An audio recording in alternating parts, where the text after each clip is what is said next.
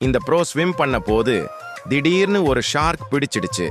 ஆனா அதுல ஆச்சரியம் என்னன்னா, அந்த ஷார்க் முகத்துல ஒரு ஸ்மைல் மாதிரி தெரிஞ்சுது. அந்த மனிதனும் அதுக்கே ஸ்மைல் பண்ணிட்டு ஷார்க்கா ஓஷன்ல திருப்பி விட்டுட்டாரு.